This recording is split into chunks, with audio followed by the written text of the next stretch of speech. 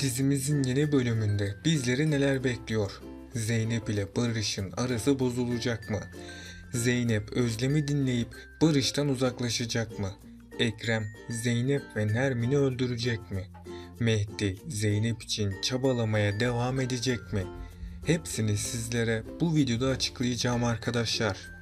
Öncelikle Zeynep'in artık mutlu olmasını istiyorsanız beğeni tuşuna basalım ve kaç kişi aynı fikirdeyiz görmüş olalım. Zeynep ve Barış'ın aşması gereken zorlu mücadeleler vardır.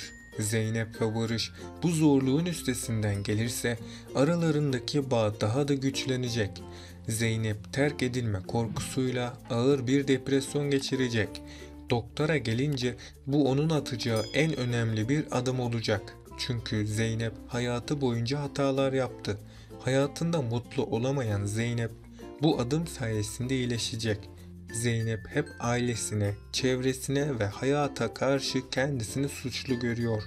Bu suçluluk duygusu Zeynep'e çocukluk zamanından kalmış. Zeynep'in üzerine çöken suçluluk duygusu hep karşısına çıkıyor ve onun yanlış kararlar almasına neden oluyor. Buna Zeynep'in Mehdi'ye hep yardım etmesi örnek gösterilebilir.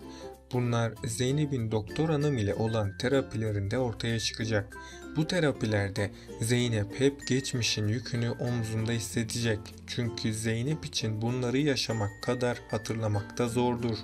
Bu yüzden Zeynep'in tüm yaşamını anlatması biraz zor olacak ama sonrasında Zeynep kendisini güvende hissedecek. Bunun üzerine Zeynep tüm hayatını doktor hanıma anlatacak. Nuh'un çok dikkatli davranması gerekiyor. Hatta Nuh'un Cemile'den boşanması gerekecek. Eğer Nuh Cemile'den boşanmazsa bu onun sonu olacak. Cemile Nuh ile evlendiği andan itibaren hep Mehdi'yi düşündü. Nuh ise Cemile'nin kendisine değer vermemesi üzerine üzüldü. Cemile önceki bölümde Nuh ile bir konuşma yaptı. Cemile konuşmasında Nuh'a Mehdi'nin yanında durmasından istedi.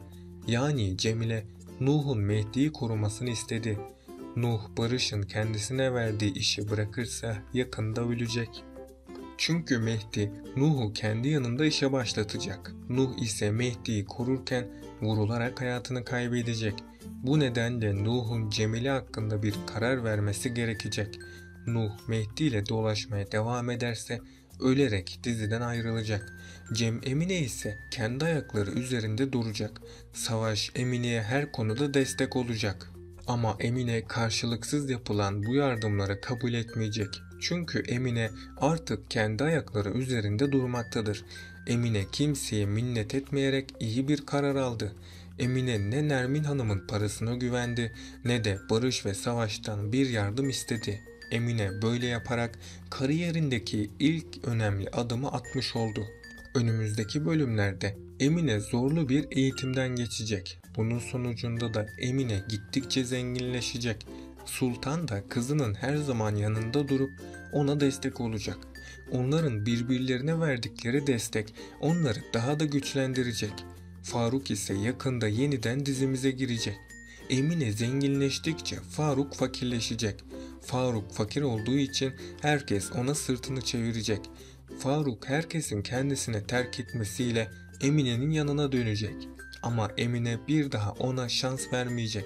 Hatta Emine ve Savaş yakında sevgili olacak.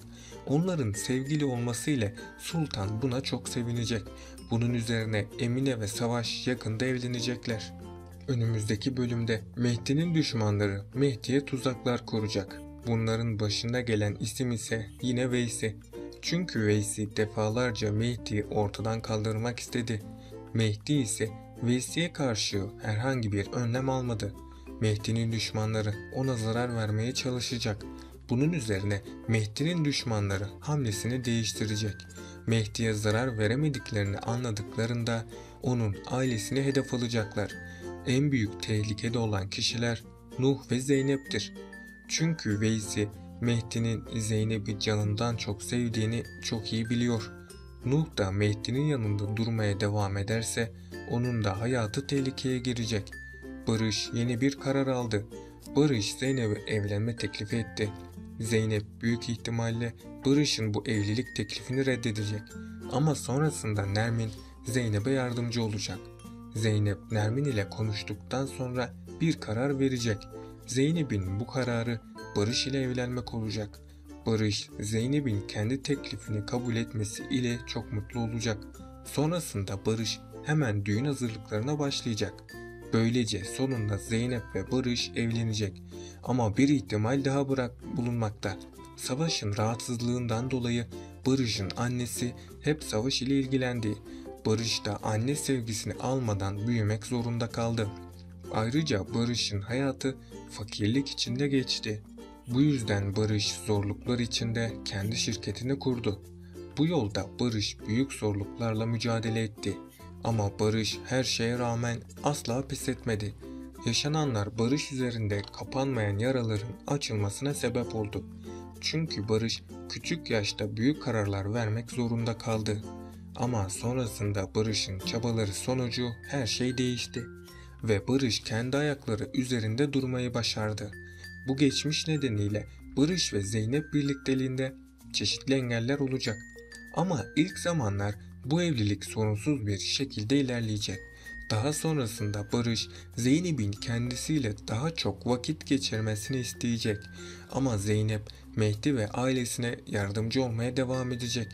Barış da Zeynep'in kendisiyle ilgilenmemesi üzerine geçmişine yönelecek ve geçmişte annesinin kendisiyle ilgilenmediğini hatırlayacak. Yani Zeynep'in de annesi gibi kendisini sevmediğini düşünecek. Bu yüzden Barış, ilgi ve şefkate olan ihtiyacı daha da artacak. Barış, Zeynep'in ilgisini üzerine çekebilmek için her şeyi deneyecek. Hatta bilerek kendisini hastanelik dahi edecek. Barış, Zeynep'in sadece kendisiyle ilgilenmesini isteyecek. Ama Zeynep'in bu ilgisiz ve sorumsuz halleri Barış'ın artık sabrını taşıracak. Barış da Zeynep'in bu hallerine katlanamaz hale gelecek. Bunun üzerine Barış bu evliliği sonlandırmak isteyecek. Ama Barış bu evliliği bitirdiği için ömür boyu pişman olacak. Zeynep ile olan bu birlikteliği Barış'ı rahat bırakmayacak. Barış tekrardan travmalar yaşayacak. Özlem de Barış ve Zeynep birlikteliğine olumsuz yaklaştı. Çünkü Özlem Zeynep'i Barış'a layık görmedi. Barış'ın zarar görmemesi için Zeynep'e para dahi teklif etti. Özlem Zeynep'e Barış'ın yanında olabilecek misin diye sordu. Zeynep de bu soru üzerine çok panikledi ve Barış'ı üzeceğinden korkup onu terk etmeyi düşündü. Özlem'in bu konuşmaları Zeynep'in suçluluk duygusunu zorlayacak. Ayrıca Özlem, Zeynep ve Barış birlikteliğine elinden geldiğince izin vermeyecek. Özlem, Zeynep ve Barış aşkının önündeki en büyük engellerden birisi olacak. Peki sizce Zeynep, Barış ile evlenirse daha sonra pişman olur mu? Aşağıda yorumlarınızı bekliyorum. Bugünkü analiz videomun da sonuna geldik. Bunun gibi videoların devam etmesini istiyorsanız kanalıma abone olup bu videoyu beğenerek destek olabilirsiniz. Sonraki videolarda görüşmek dileğiyle, hoşça kalın.